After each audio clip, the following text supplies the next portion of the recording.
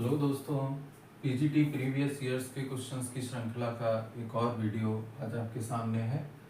आज का पहला क्वेश्चन है, if the straight line a x plus b y plus c is equal to 0 is normal to a curve x y is equal to 1, then option A is greater than 0, b is greater than 0, option B is a is less than 0, b is less than 0, option C is A comma B of opposite signs and option D is none of these।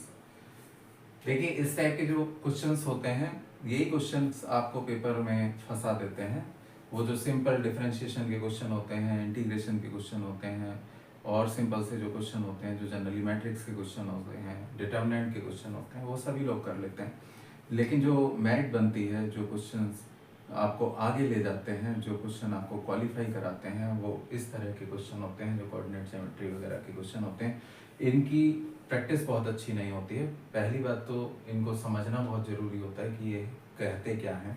तो मैं generally वो question कराने की कोशिश कर रहा हूँ, उन क्वेश्चंस की प्रैक्टिस कराने की कोशिश कर रहा हूँ जो कि आपको एग्जामिनेशन हॉल में कम से कम 10 से 20 हज़ार बच्चों से आगे ले जाएं।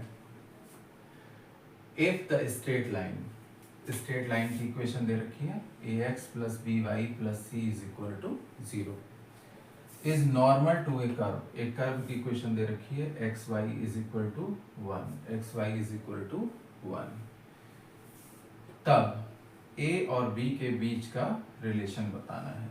ठीक, देखें कैसे होगा। ये x एक्सिस है, ये y एक्सिस है। X y is equal to 1, this one, और नॉर्मल क्या हो गया इसका, ये x y is equal to 1, this one, और नॉर्मल क्या हो गया। ठीक है, इससे हमें क्या पता चल रहा है, एक्स और वाई जो हैं वो सेम साइन इनके हैं, अपोजिट साइन नहीं है। जो साइन x का है वही y का है, तभी ये पॉजिटिव 1 आ रहा है, अदरवाइज ये नहीं आता। ये हाइपरबोला रिप्रेजेंट कर रहा है। देखें क्या कर सकते हैं। स्ट्रेट लाइन की इक्वेशन दे रखी है, ax plus b y plus c is equal to 0। तो slope m1 is equal to हो जाएगा minus a upon b, minus a upon b, x का कोऑर्डिनेट अपॉन y का कोऑर्डिनेट। कर्व दे रखा है x y is equal to 1, इसका भी स्लोप निकाल लें। क्या करते हैं, डिफरेंशिएट कर दें इसको विद रेस्पेक्ट टू x, तो ये हो जाएगा x into d y upon d x plus y into dx upon dx is equal to 0, x into dy upon dx is equal to minus y, या dy upon dx is equal to minus y अपॉन x। Suppose इसको m2 मान लें। ठीक है, अब ये जो लाइन है वो कर्व पे क्या है, नॉर्मल है, मतलब परपेंडिकुलर है। तो इन दोनों की स्लोप्स जो होंगी m1 और m2 का जो मल्टीप्लिकेशन होगा वो -1 के बराबर होगा। क्या है, लाइन कर्व पे नॉर्मल है, इसलिए m1 m2 is equal to -1। m1 की वैल्यू कितनी है, -a अपॉन बी, m2 की value -y upon X is equal to -1, या a by is equal to minus B X, या by upon X is equal to minus B upon A, Y upon X is equal to minus B upon A, या X upon Y is equal to minus A upon B. मैंने बताया कि x और y का multiplication 1 के बराबर है, इसका मतलब है दोनों का साइन जो है वो सेम है। इसका मतलब है x और y का जो साइन है वो सेम है, तो यहाँ नेगेटिव आ रहा है, इसका मतलब है a और b के जो साइन होंगे वो अपोजिट होंगे। इसलिए ऑप्शन सी में है a and b of opposite signs. So option C is the correct answer.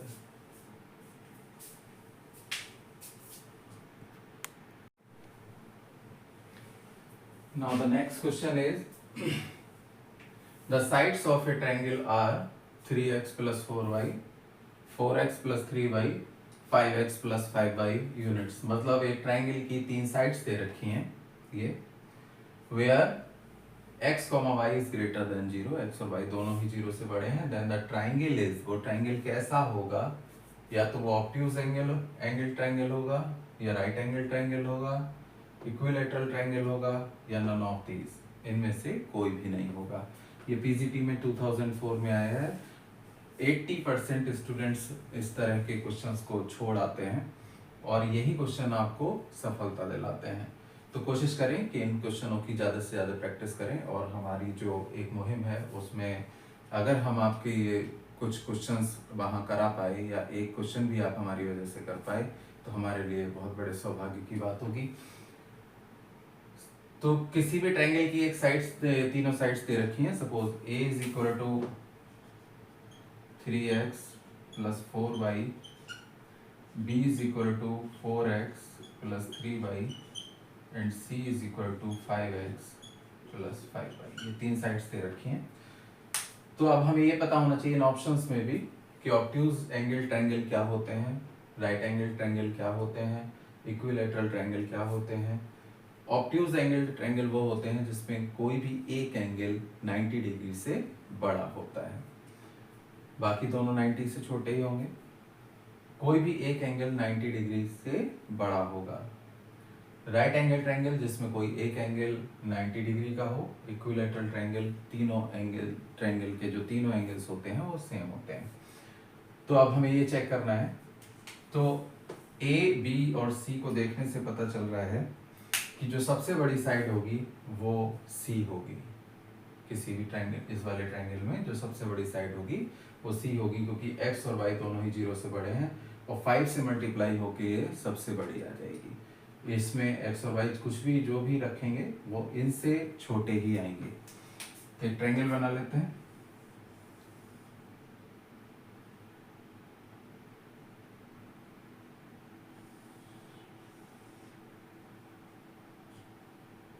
ये सी साइड है और ये मान लें, ये बी मान लें. ठीक, एंगल जो है वो सी ये रहा. cos c is equal to क्या होगा, आपको फॉर्मूला पता है, A square plus B square minus C square upon 2ab. ध्यान है, इस तरह के फॉर्मूले आपको ध्यान होना बहुत जरूरी है और ये सिर्फ और सिर्फ प्रैक्टिस से ही आते हैं. इसको याद करने से कभी भी याद नहीं होते और हमें कहाँ लगाना है ये भी प्रैक्टिस से ही पता चलता है. हम क्या करें कि इस एंगल सी को चेक कर लें और ये एंगल जैसा भी होगा वो अभी पता चल जाएगा क्या आएगा और उससे हमें पता चल जाएगा कि वो ऑब्ट्यूज एंगल ट्रायंगल है, राइट एंगल है, इक्विलैटरल है या कुछ भी नहीं है. ए मतलब 3x प्लस 4y का whole square, b 4x plus 3y का whole square minus 5x plus 5y का whole square upon 2a 3x plus 4y 4x plus 3y. ठीक है, देखिए जब इनका होल स्क्वायर खोलेंगे तो ये 9x स्क्वायर और ये 16x स्क्वायर, ये है माइनस का 25x स्क्वायर, कैंसिल हो जाएगा. ये हो जाएगा 16y स्क्वायर और 9y स्क्वायर और ये माइनस का होगा 25y स्क्वायर, ये भी कैंसिल हो जाएगा. यहाँ से बचेगा 24xy, 2ab होता है, और यहाँ से बचेगा 24xy मतलब 48xy और यहाँ से हो जाएगा 50xy. ठीक है, तो माइनस के 50xy और प्लस के 48xy तो मतलब के माइनस के 2xy बचेंगे. ये बात समझ गए होंगे. प्लस बी का होल स्क्वायर लगाया और कुछ नहीं. मेरी कोशिश है कि इसको बार बार खोल के ना लिखा जाए क्योंकि वो तो बच्चे भी लिख लेते हैं और आप ऐसे ही इसको जल्दी से करना सीख लें। माइनस के 2xy और नीचे हो गया 2 इंटू 3x प्लस 4y और 4x प्लस 3y। ठीक है, 2 से 2 कैंसिल हो गया। cos c की वैल्यू निगेटिव आई है क्योंकि ये पॉजिटिव वैल्यू है, ये पॉजिटिव वैल्यू है, ये पॉजिटिव वैल्यू है, x और y दोनों ही 0 से बड़े हैं तो ये भी पॉजिटिव वैल्यू है, तो ये पूरी वैल्यू जो है वो निगेटिव है। ठीक है, तो cos c